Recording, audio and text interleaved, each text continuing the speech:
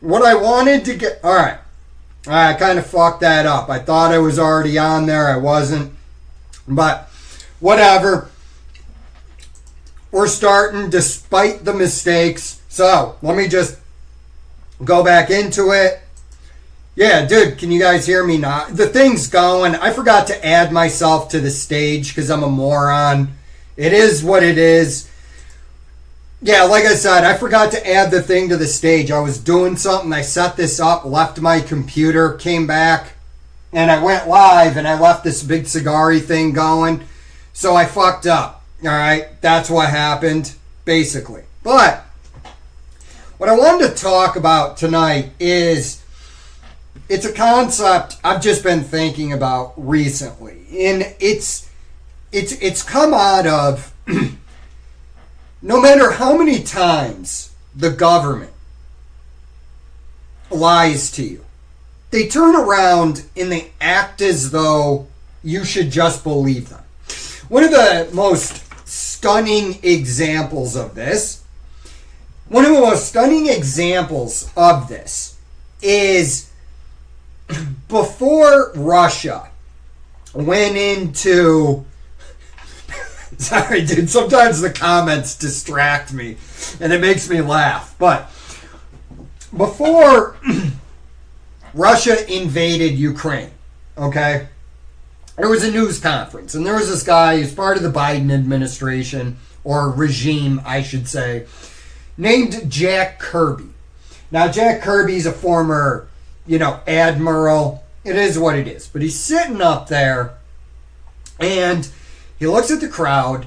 This is in the White House, obviously. And he says, Russia is going to invade Ukraine in the coming days and whatever. There's a reporter in the background. And I'm sure this guy's banned from every White House press meeting, whatever you want to call it, for all of time. I'm sure he was debanked. And then somebody probably assassinated him, right? Probably, under mysterious circumstances, the guy probably had dirt on Hillary Clinton and he got robbed at, maybe like 4 o'clock in the morning in Washington, D.C. And he was robbed, but the only thing that was taken was his briefcase. And... his really expensive $4,000 watch was left on his wrist and his wallet was still there. So that's probably what happened to that guy. But Jack Kirby says a really weird thing in that press conference. When the guy goes, "Why should we believe you?" Jack Kirby, shocked, looks at this guy and goes, "Because we're the government." As if that should just be known. But to throw it back, let me ask you all a question. How many times in your life would somebody have to lie to you? Or tell you something is going to be one way and it works out a completely different way? So it was either malice or incompetence, right? Those are your two choices. Now let's look at a few lies, possibly, that this person could tell you. This person, they, asked to borrow your car. And they assure you that they're going to bring it back and it's going to be in the same condition. And they bring the car back and there's a huge dent in it. And they look at you in the face and they deny that they caused the dent in the car. And then they come back to you about 2 weeks later and they ask to borrow something else of yours. And you look at them and you go, "Yeah, no, dude, last time you came over here, you got into an accident with my truck or somebody hit you or you hit something and I have a big dent that I have to fix. You denied it when we were there. You said that it didn't happen, right? You said that dent was already in the side of the car when you picked it up, but it's my car and I know clearly that there wasn't." And the guy just keeps denying that he caused the dent in the car. And you look at them and you're like, what world are we living in? But for some reason, you acquiesce. And they borrow some tools from you. And then they come home. One of the tools is, you come home, find your tools there, but one of them is missing, one of them is broke. Okay? And he denies that he lost one of your tools and broke another one. How many times would this go on before you just looked at this person and said, fuck off? Now, if you actually look up the definition of social currency, you're going to get a bullshit academic. This is the definition right here. Social currency is the value or influence an individual or brand has within social networks earned by providing something worth sharing. I would disagree with that. What I would say social currency is it's the currency that a person or an organization has with either its customers or people through the periphery or family members that allows them to ask favors, or, like a social currency with me with a brand would be, I've always gotten good quality products from this company.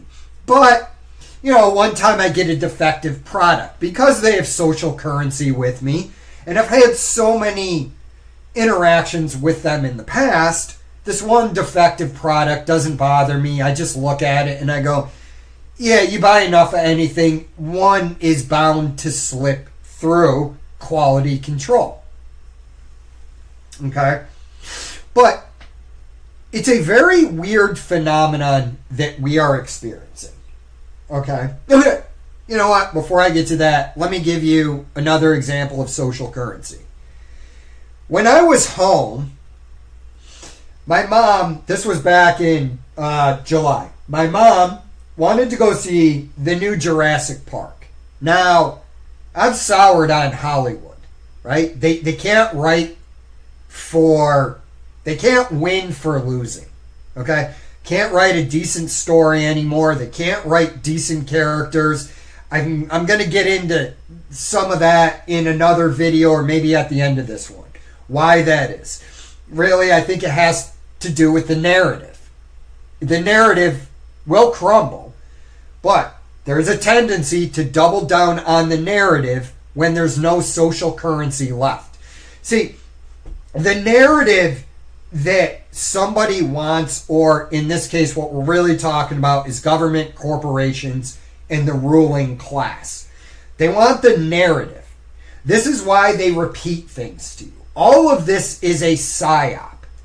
But what they don't seem to ever understand is that the social currency begins to erode. Now, my mom and I went to this movie. Why? Because she's my mom, and it's not a big deal. Okay?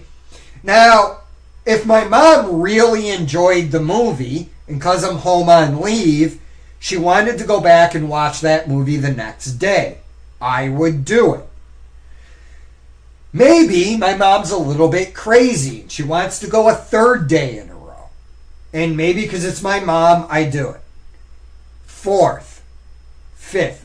At a certain point, I look at my mom and I go, Mama, I love you. I'm not going to see Jurassic World for the fifth time in a row. That movie was god awful.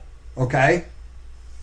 But for some reason, the ruling class, the elites, think they have an endless amount of social currency. They don't. And a perfect example of this is, when did the Soviet Union die? I'll go. You can give me a date.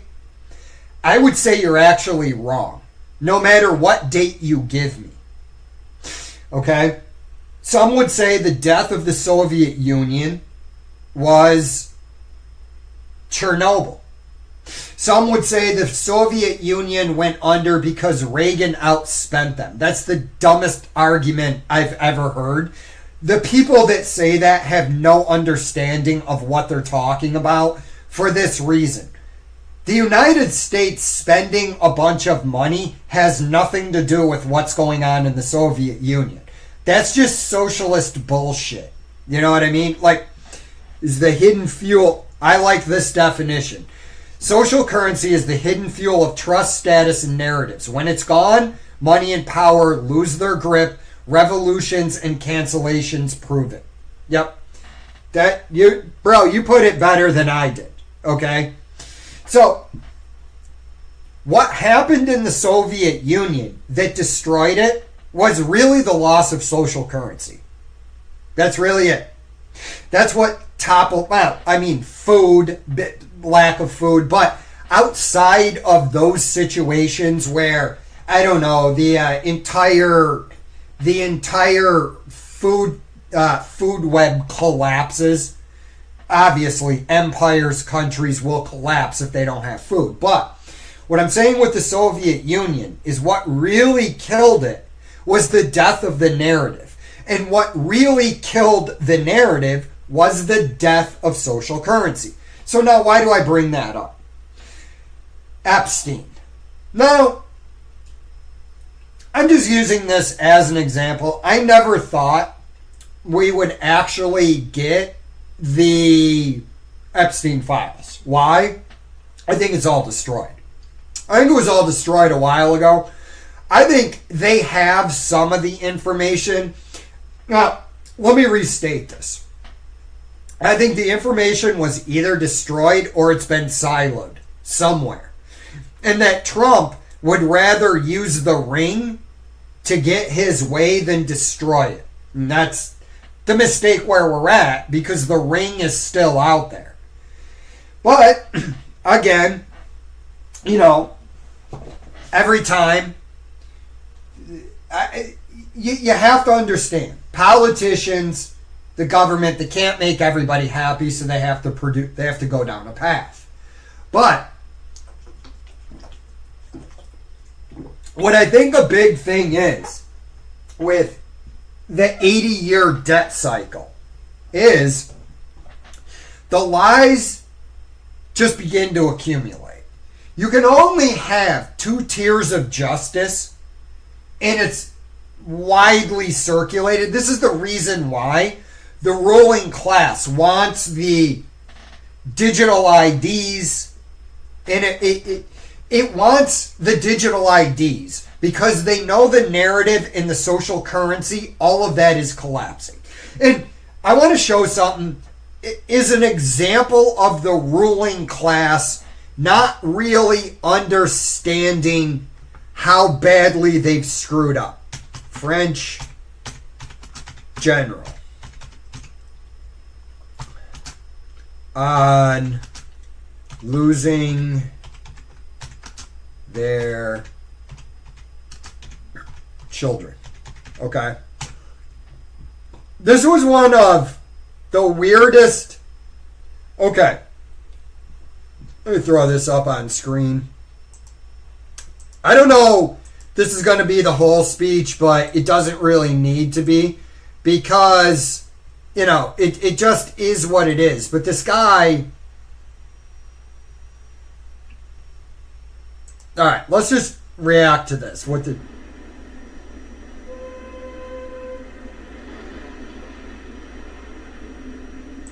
Because, well, I imagine that in front of the Congress of Mayors of France, it might be a little surprising to see a general, or rather the bosses of the entire French army, make remarks that are almost a little worrying, belittling.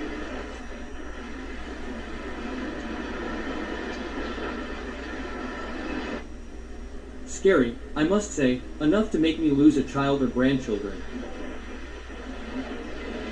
Of course not. Alright, this is stupid, but probably should. The warning came from French General Fabien Mondon, Chief of the Defense Staff, standing here on the right, a close ally of President Macron. Earlier this week, General Mondon told local mayors that they need to start preparing for all eventualities, even loss of life in the case of a war. Si notre pays flanche, if our country falters because it is not prepared to accept, let's be honest, to lose its children, If we are not ready for that, then we are at risk. Alors on est en risque. A message that left this local councillor reeling. It was not the right time or place. It's just going to frighten people. Yes, we should plan ahead and recruit, but we're not going to go alarm our children. For others, though, it's a sound warning. It's a real concern for the future. So I think we do indeed need to prepare, and we also need to make it known to foreign countries that could attack us that we're ready. It's not the first time that the general has taken a stand. He'd already told lawmakers that France needs to prepare for a war with Russia in the next 3 or 4 years, as Russia itself is preparing. Positions criticised this morning by part of the left. I don't think it's the job of the Army Chief of Staff to go in front of elected officials and give that sort of speech, a speech I'd describe as political. The centrist bloc, though, believes the general's warning is legitimate. The job of the military. All right. Okay. So the reason why I wanted to just show that really quick is, again, it's a problem of the ruling class never understanding when they have basically crossed the line. All right. So what you have there is a general. Obviously, he was saying that France must be ready to lose its children, to sacrifice its children in a war with Russia. Now, if you go back about a year, Keir Starmer, the two-tier Keir Starmer of England, basically said the same thing to the English people. Now, if I was a French person, the question I would ask them is, are your client groups that you import from other countries, are they going to join the military? Because if they're not, you can go fuck yourself. This is where I think the vast majority of us should be in the Western world right now. Is if the elites want a war with Russia, they can go fight it them fucking selves. This is my opinion on the whole thing. Like, all of these people, and look, I understand what's really going on there is there is a lot of panic amongst the elites because they can actually feel the narrative dying. They can feel what's going on. The public, it's not responding. Again, this is why they want the digital currency. That's one of the reasons why they want digital currency and digital ID, so they can enforce the narrative they want.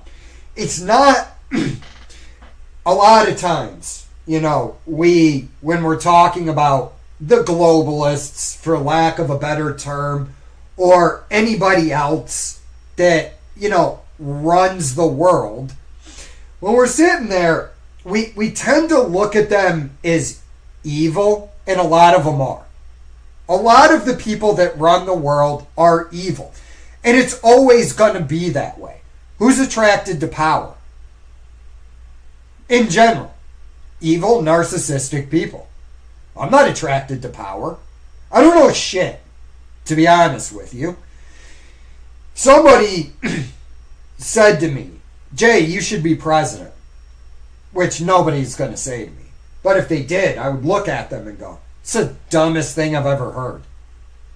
Like, nobody is smart enough.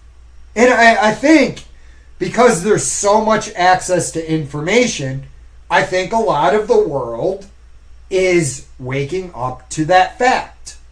That no one man is smart enough or capable enough to be in charge of everything. It's just not possible. But, again, no matter where you go with this, it just seems the people, you don't die. Bro, Dex, there is no way I should be president. I am going to run for Congress or the Senate at some point. I'm actually not going to even run a campaign. I tell people on my little live stream that I have that I'm always running for any office. I'm not doing any campaigning. If you want to just vote me in and I win, I'll go do the job. Like, if you want to send me to Congress, I'll call Chuck Schumer a fucking pussy on the House floor. Like, I'll literally look at AOC and go, you're never going to be president because nobody wants to listen to your shrill ass. All right? It's like, no, I'm not going to be berated by AOC. Okay? I'm not voting for AOC. There is at no point she represents my thoughts and beliefs on anything. All right, so we got that out of the way. But, again, no matter where you go with it, they don't understand. You have all these YouTubers now. Or, you know, like Ben Shapiro at the Daily Wire or Mark Levin, these, you know, these neocon Zionists, right? They're wondering, I want to call it, yeah, right? Whatever, yeah, it's senator. What did I say? Congress? I said Congress. My bad. Yeah, I don't get shit right half the time anyways. But, like, you have these Mark Levins, these Ben Shapiro types. They're talking about the rise of Nick Fuentes. And I'm like, how many times do you guys have to watch this play out? Ben Shapiro has no social currency. Ben Shapiro is some smug, snarky little Zionist. That's what he is. Ben Shapiro does not care about the United States of America. He cares about Israel. Mark Levin is on TV, on Fox News, talking about how Israel first is America first. But like how? Explain it. I could get into the greater idea that using Israel as an aircraft carrier, a land aircraft carrier in the middle of the Middle East is good for America. Okay? I don't want to see strategically, having Israel as an ally is great for Western powers. It allows you to project your power through the Middle East. But that doesn't mean that what we get from Israel is worth whatever cost. And we should pay whatever cost for it. All right? Like, there becomes a certain point where, again, the social currency runs out. You know, but there's people who are wondering what's behind the rise of Nick Fuentes. Yeah, I don't know. Spend fucking 10 years calling everybody anti-Semitic if they give the slightest pushback or criticism on Israel. It's like you can't even, if I said, yeah, you know, Benjamin Netanyahu shouldn't have went into, I don't know, that you shouldn't have went into the United Nations, specifically into the Palestine office there and shit in that guy's urinal.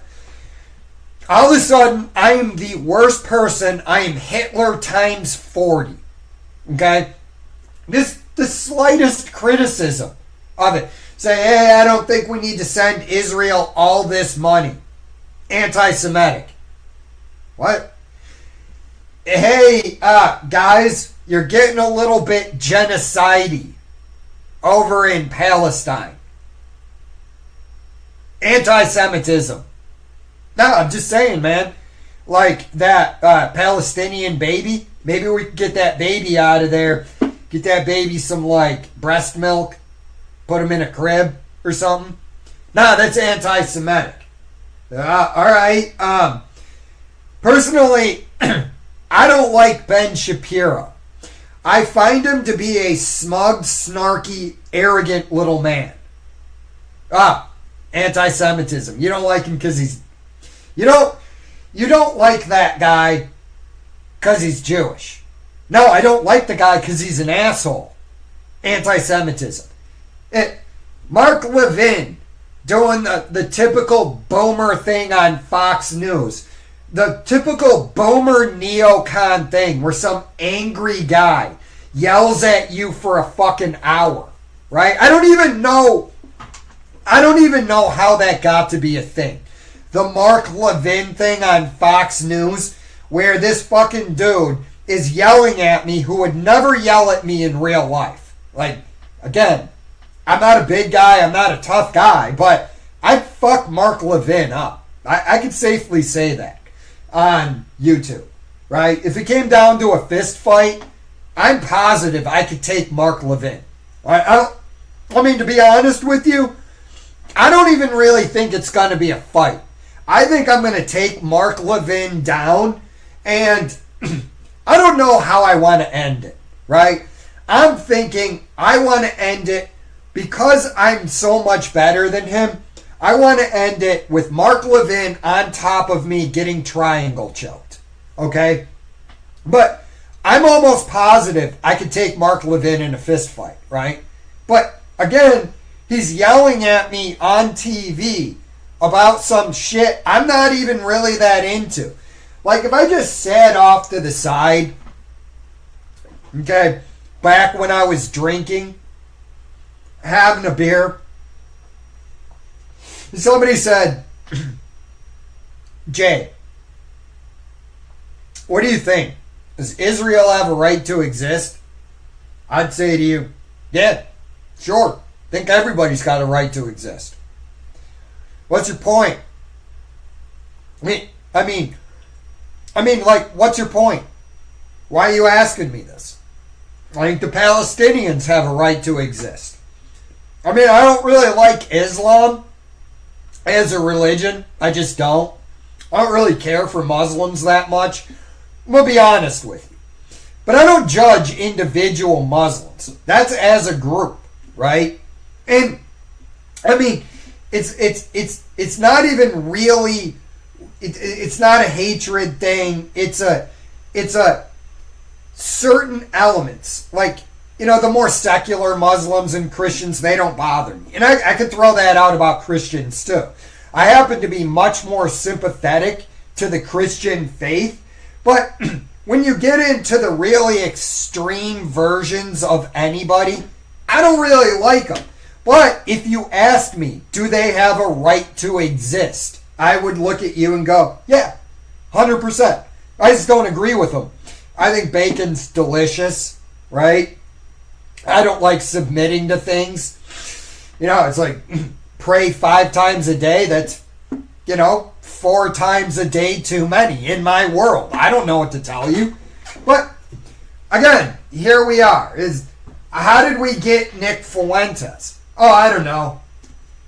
He spent fucking 10 years after they altered the Smith-Munson Act so that Obama could propagandize the American public, because at bankers on Wall Street and with the Fed's help almost crashed the world economy, and people were rightly pissed off that tax money, if you want to say that, was going to these bankers' bonuses for almost destroying the worldwide economy. So they need to be able to propagandize people. And then they spent 10 years, 15 years, calling everybody anti-Semitic or racist or toxic masculinity. And like Hollywood wonders, the Democrats wonder, why aren't young men responding to the Democrats? It's because you have no social currency. That's why. You used it all up. You can only call somebody racist, anti-Semitic, toxic, misogynist. You can only do it for so long before these people stop listening to you. Because again, you've used up your social currency.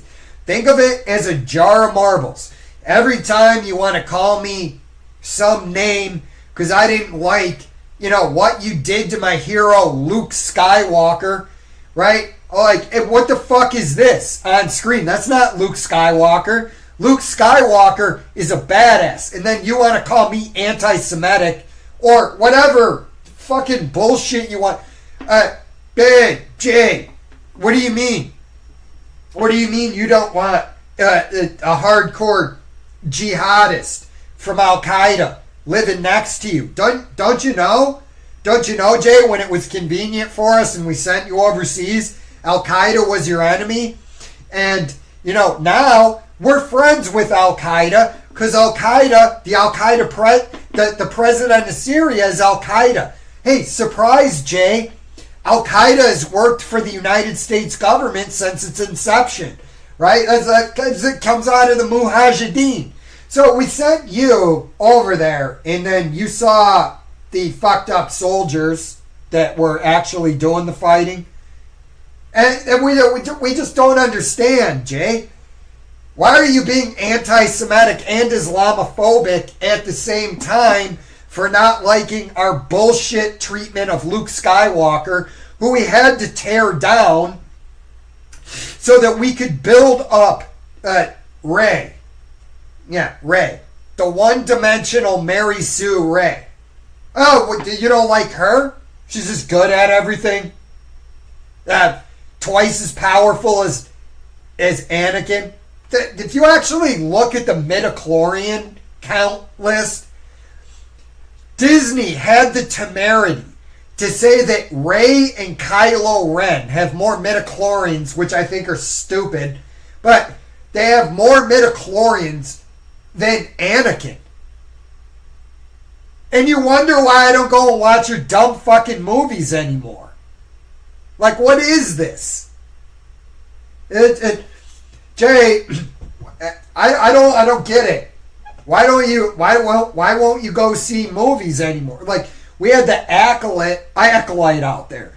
And, you know, you heard Leslie Four Headland's, you know, Harvey Weinstein's former assistant.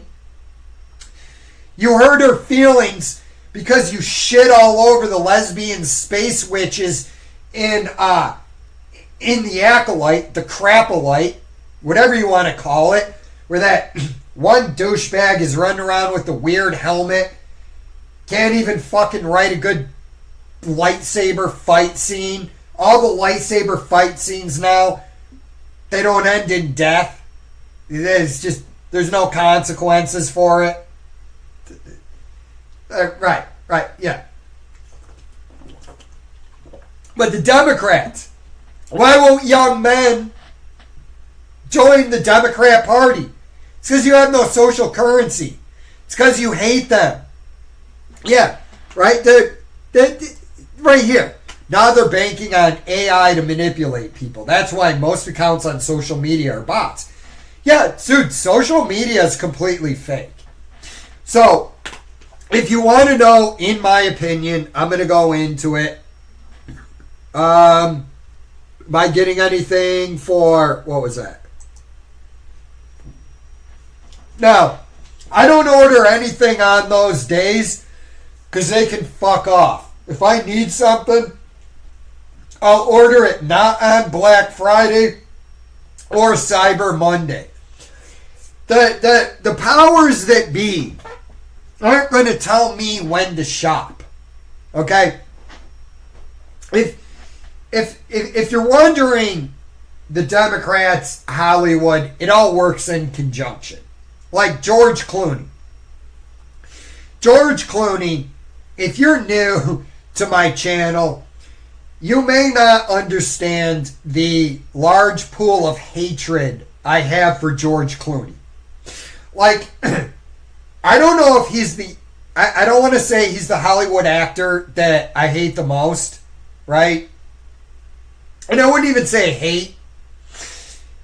Well, yeah, I mean, I devote a little bit of energy to hating George Clooney when I see George Clooney doing things, but he was actually surprised. He goes, yeah, I met Paul Newman and he didn't even know who I was.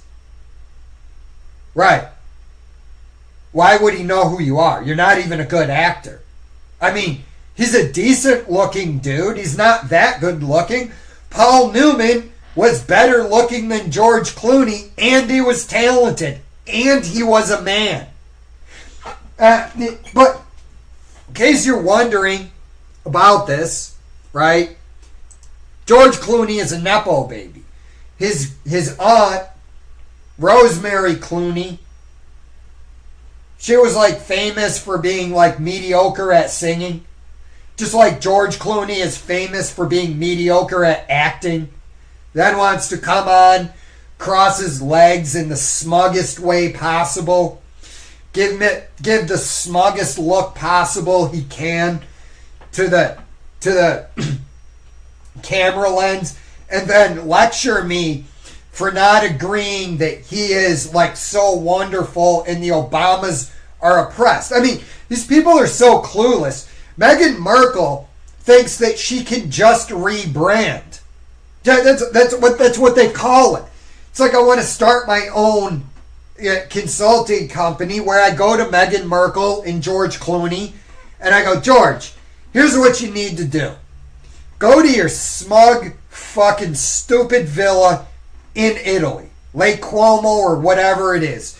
You know, the lake where you and Brad Pitt and whatever insufferable actor ride jet skis around your stupid lake and then beat each other with feather dusters and then talk about how much you hate the plebes all day while you do active commercials where you're riding around on a smug Vespa pushing out your smug coffee Nespresso, which I don't drink Nespresso because George Clooney is the actual spokesman. Because he doesn't have any social currency with me. Because I can't stand looking at his smug face when he's writing smug articles about smug Barack Obama. Or no, smug fucking... Oh, senile. No, it wasn't even smug. Senile Joe Biden, whose fucking criminal son is getting $80,000 a month jobs at Burisma, when the dude is one of the dumbest, most like drug-addled human beings on the planet. Some reason he gets to make 80 grand for not knowing shit. Anyways, yeah, like Meghan Markle. Why is it the populace accept me and call me Duchess in a Sussex? And it's like, oh, dude, right there. Right there. That's where it is. It's the exact moment all the fucking social currency. I am swearing way too much tonight, and I'm sorry. But that's the exact moment that the social currency runs out with me for Meghan Markle. She's like, you over there, are you wearing work boots and a pair of jeans? Hey, plebe, call me the Duchess of Sussex or whatever. It's the royal family. They think they have so much social currency that I'm impressed. And it's like they're doing me a favor by seeing them. Like, is anybody else just tired of these people? I cannot wait for the day where fame goes away. And it's fast approaching. And the reason is social currency is running out. Because if you're exposed to somebody too much, you begin to realize they're just normal humans like the rest of us. I don't even know how I got... Oh, Hollywood. That's how I got on that subject. Hollywood. See, my opinion on this. Here we go. Here's my opinion on all of what the Hollywood thing is. Again, remember what I said about after the great financial crisis and how Obama had, and I'm not really blaming Obama for it. It was probably just put on his desk. Like they'll either smoke Obama's, like they'll smell a pair of Obama's boxers over Obamacare, or they'll act like Obama's the devil. Here's what really happened. A bill written by the pharmaceutical industry's lawyers and the insurance company's lawyers. It was actually Mitt Romney's bill. Got put in front of Obama, and Obama was sitting there going, I don't know what to do about this, so let's just push this through. That's how you got Obamacare. Okay. Right? But what it really was destruction of culture. It's cultural vandalism. Okay? Let's go back. Right? The elites something that you need to know is the elites are inclusive when they're trying to distribute blame, exclusive when they're taking credit for something. So, one of the things that they did to the Native Americans in Canada is they took the younglings from the tribe and they put them in Western schools to get rid of the Indian in them. It's a destruction of their culture. This is what the elites were trying to do. The Democrats were actually tasked with this. Again, all just speculation on my part. I don't know whether this is the case. I don't know how prevalent it was. I don't know if this was a conscious plan put forward or what it was. But when you're looking at destroying a culture and changing it. So, one of the things that the elites, I shouldn't call them elites, the ruling class in the West wanted was to lower the standard of living in the West, more akin to the standard of living in the rest of the world. It's a whole NIMBY thing, not in my backyard. They wanted to essentially eat their cake and have it too, as Ted Kaczynski would say, which is actually a more accurate way to say it. But what they wanted was China to be the world's manufacturer and China to be the world's preeminent power. The reason why is they could get everything they wanted if they said China was running the show. So that would give them the impetus to create the American Communist Party. And it basically already is a one-party system in America. At the top, there's no Democrats and Republicans. They're all friends, right? I wouldn't be friends with them. If I'm going to Washington, D.C., I'm going to go to war. Okay, if you send me there. I ain't voting yes on anything I don't think is good for my constituents, and I don't give a fuck. Silo me off. I don't care. I don't want to be... This is the weirdest thing. You know you're in a PSYOP when you use one acronym, FOG. Fear, obligation, or ostracism, and guilt. Because I'm going to go over that one. That's probably next week. We're going to talk about how to know a PSYOP. Okay? And FOG comes from Chase Hughes. I've been listening to a lot of him. Not sure if I trust that dude, but gives a lot of good insights. But one of the things I think how they wanted to do it was the Republicans were never going to win again.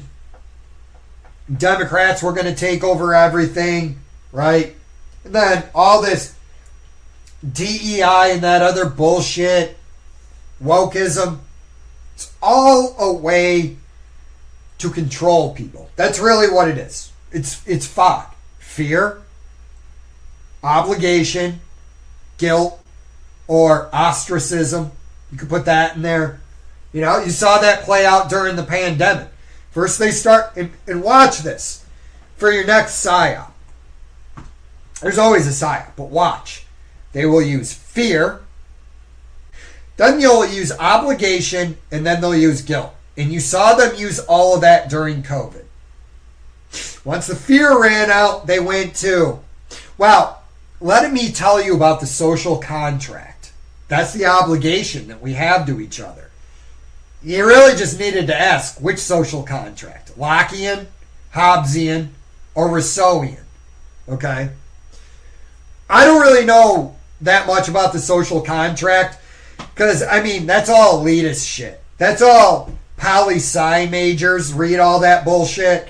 Because if somebody comes up to me and they went, hey, Jay, you got a social contract with me and you're going to have to take this experimental vaccine, all you're going to hear is clack, clack, get off my property. Right? But all of this pressure, if you look, what did they do with Star Wars? There were certain lines I cued in on in there. Destroy the past. Let it go. Okay. Disney's at the forefront of all of this. You know, you had those people talking about,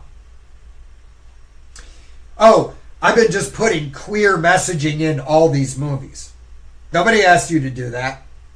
And like, you know, personally, I think homophobia is stupid. And to be honest with you,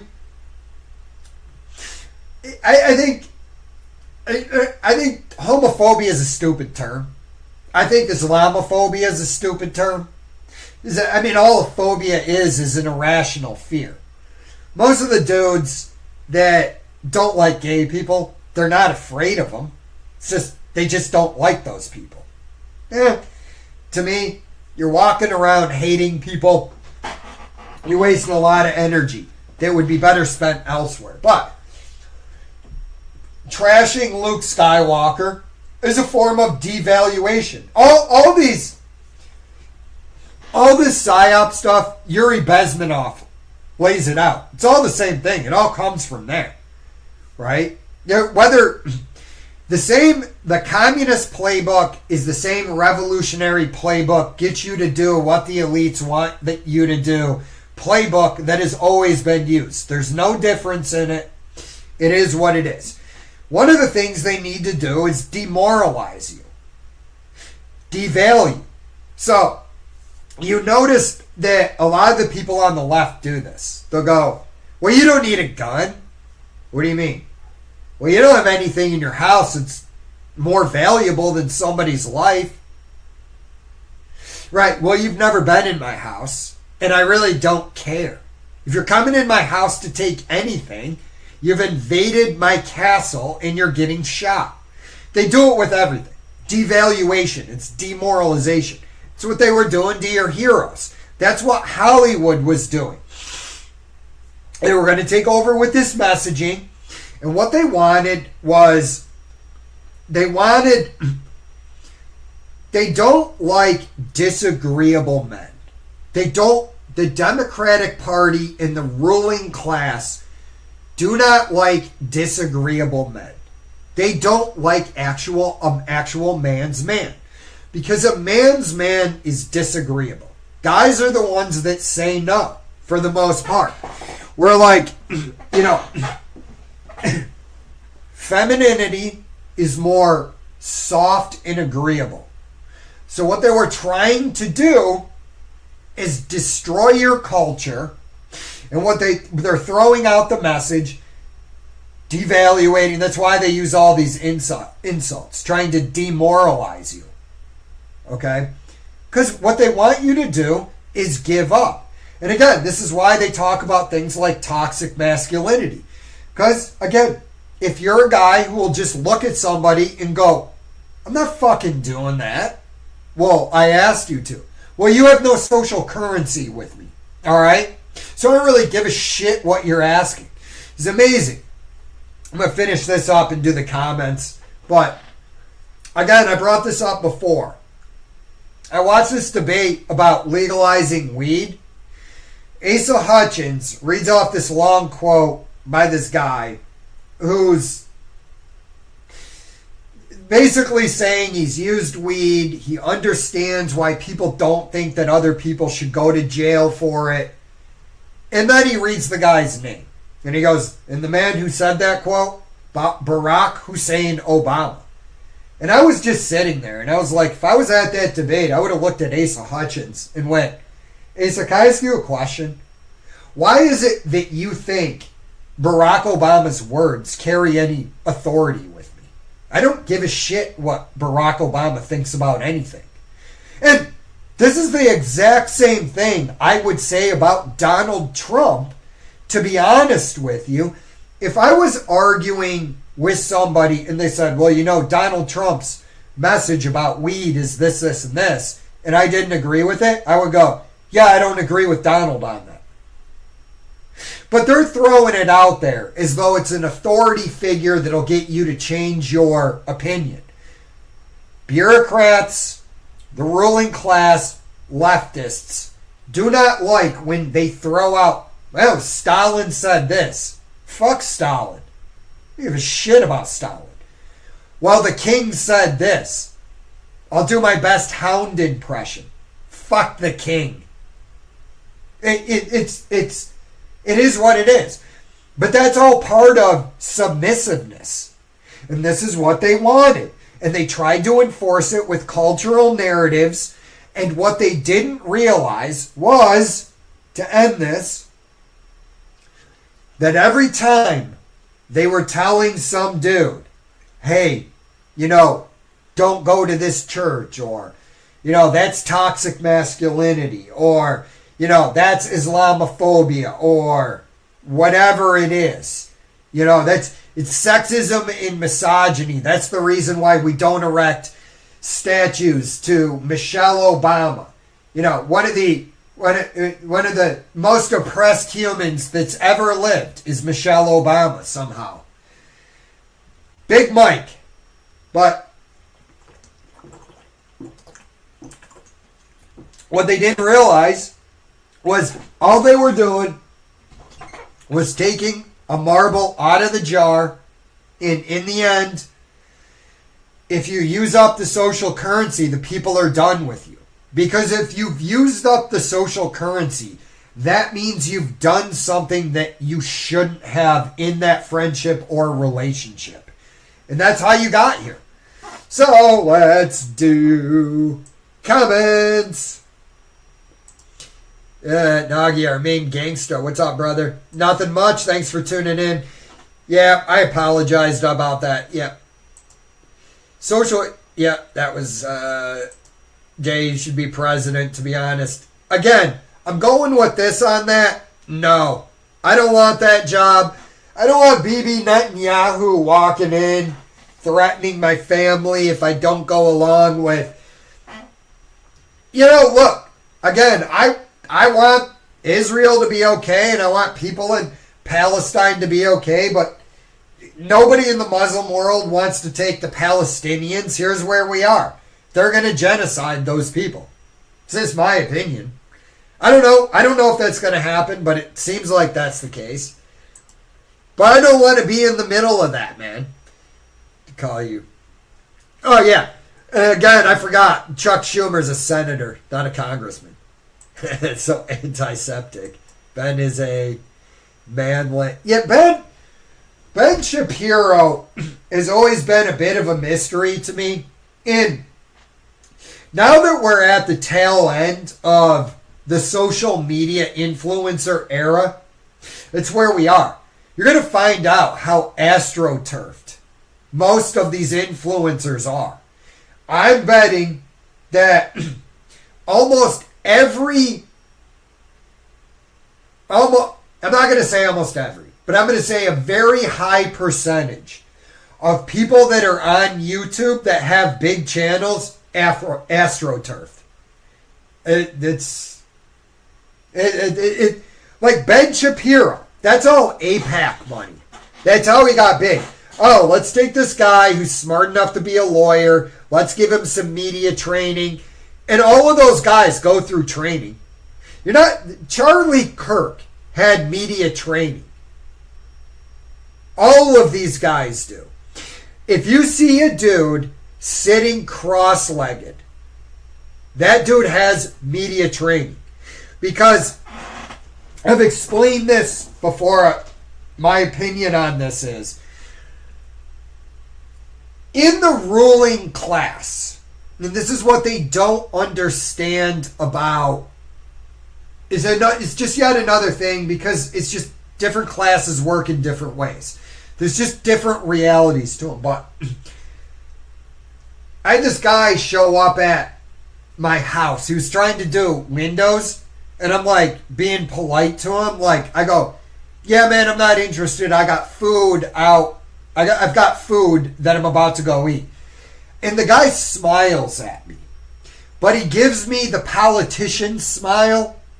And once you are aware of what it is, you can't actually unsee it. And it's actually disturbing, because the person is trying to trick you. So just pay attention to that. Look at the smiles that a lot of politicians do. They don't smile from their eyes. They just smile from their mouth. And that actually is very creepy once you see it. Because you're like, oh, this dude is fake. But if you see that smile, you see the men, the way they cross their legs, it's to look non-threatening. That is to appeal to white, affluent, liberal females. That's who that appeals to. Because, you know, when you cross your legs with me, I'm going to look at you and go, yeah, bro, why are you crossing your legs like that? And if you smile at me, like a lot of politicians do, I'm also going to look at you at a certain point and go, why are you smiling at me like that? You got some sort of plan? And it's a manipulator's tactic. If you go to prison, the dude trying to get something out of you is first, they're going to fog you. They're probably going to do it in a different order. But you go to prison and somebody's trying to exploit you, they're going to have that same fake-ass smile on their faces. Ben Shapiro has a fake politician smile. He's got plenty of media training. Shay, what's going on, Bubba? The GOAT is bad. I wish I was the GOAT, but... Oh, AIPAC is really... But, again, you got Nick Fuentes because you didn't want to engage in the tough questions. Go out there and defend what you're doing. If you can't defend it, probably shouldn't be doing it. Yeah, it's just that simple. And if you use silence in what they tried to do, eventually the Streisand effect will take over and everybody starts paying attention to it. So what's happening with Nick Fuentes, the more you guys put that name, the more that Israel lobby puts that name out there, the bigger he's going to get. I don't agree with a lot of the things that he says, but I do agree with some of the things he says. So, to me, I don't care. Nick should be able to give his opinions, whether you like it or not. If the truth is a lion, is the saying. It doesn't need to be protected. It needs to be set free. So that's how you know these people that are trying to silence Nick Fuentes, Alex Jones, Tucker Carlson, these people are doing it because they can't compete in the marketplace of good ideas. That's a lot of what the left was. But now you're seeing that a lot of these people that are on the right are actually as socialistic as the people on the left. They just want different things. And it is like most of us are caught between communists and fascists. Oh, I already answered that. Yeah, and AI is going to fail badly. One of the reasons, it's pedantic speech. So pedantic can be nitpicky or overly academic. AI doesn't sound like a human talking. And I don't know that it ever will. But yeah, that's what they're banking on. And they're going to be in for a big disappointment coming up soon. Because they're doing exactly what happened in before the tech crash. They had built so much fiber optic capacity that they were still bringing stuff online in 2011, a decade after the tech bubble crash. AI is going to be the same way. And like nobody's really explained it. I've watched some videos. What is the life cycle of these chips? If you're telling me that every 2 to 5 years you have to spend $100 billion on new chips to generate 12 billion, 10 billion in revenue, I'm just going to tell you, somewhere along the line, that dog is not going to hunt. It's just not going to work. So, again, we're right back in the situation we were 20 years ago.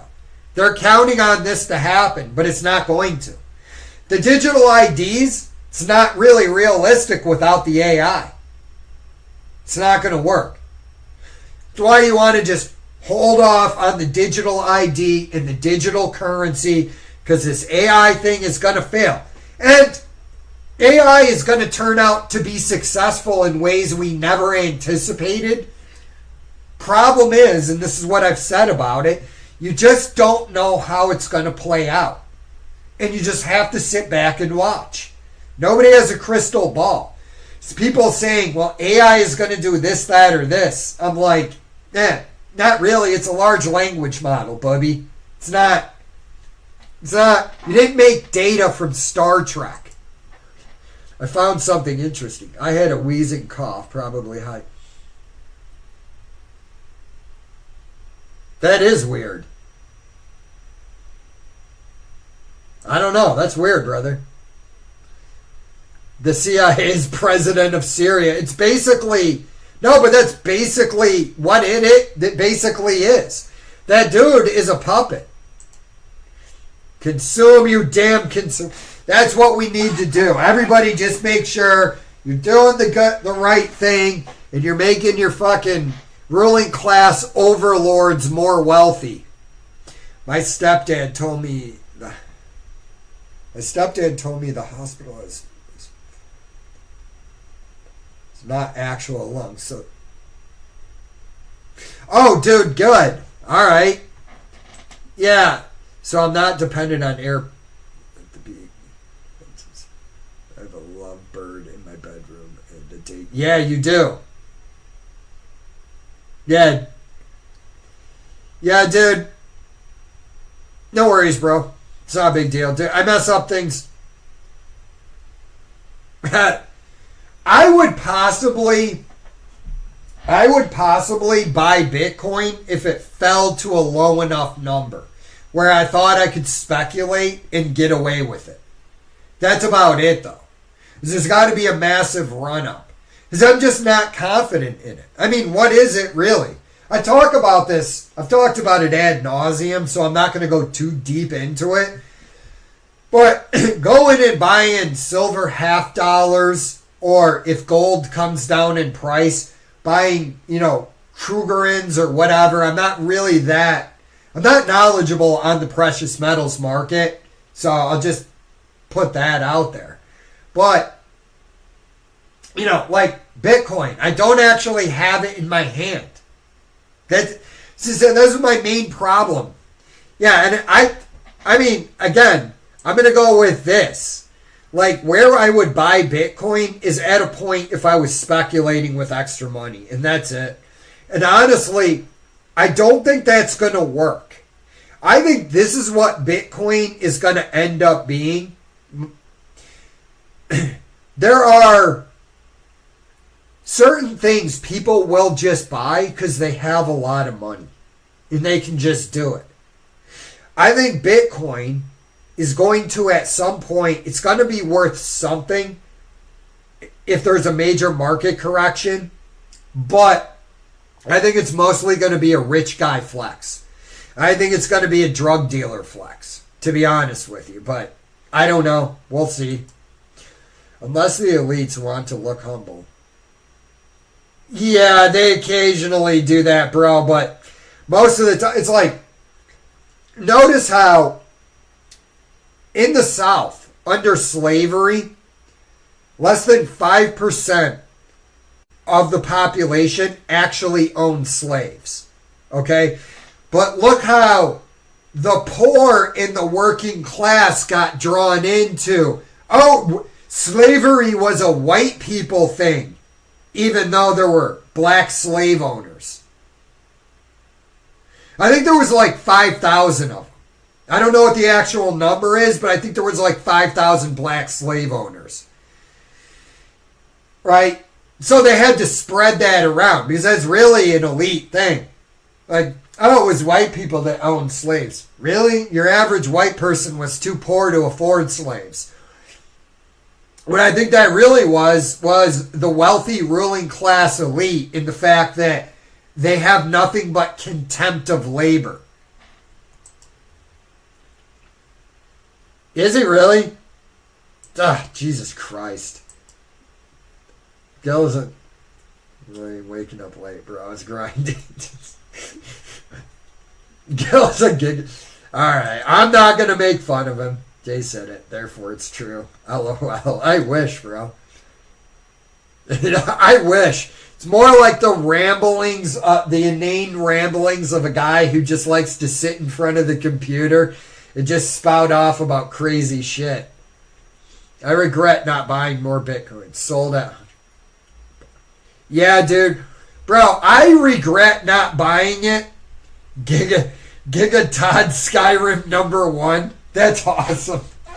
Todd Howard is the man. And I like the profile pic is like a more handsome version of Todd Howard, if that's even possible.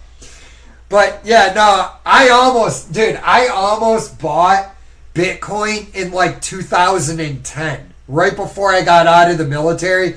But I almost put $1,000 in it. But to be honest with you, I didn't know what the fuck it was. I probably would have lost my digital wallet and been the guy crying into his mommy's pillow at her house. Like, Mom, I lost $100 million. We all would have been rich. Alright, I'm doing this. I don't believe in Bitcoin.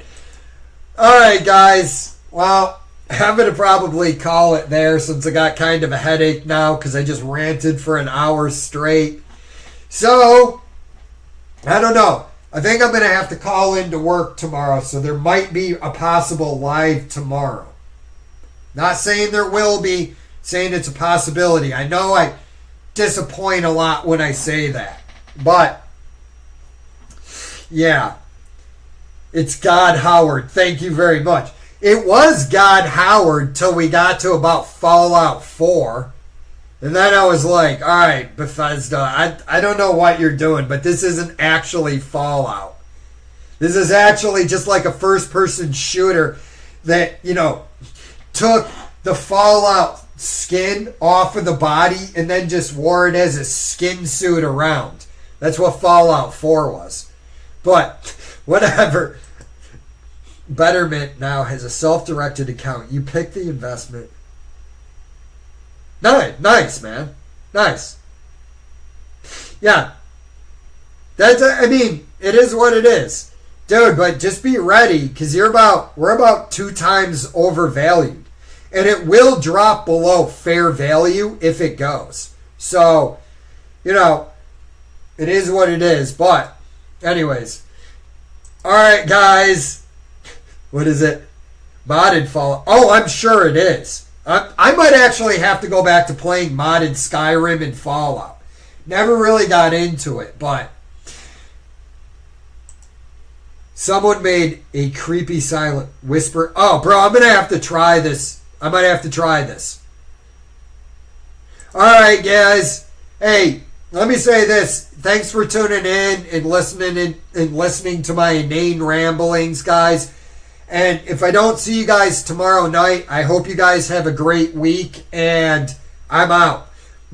If I can remember, or if I'm going to do it, we're going to talk about fog and how they use that against us.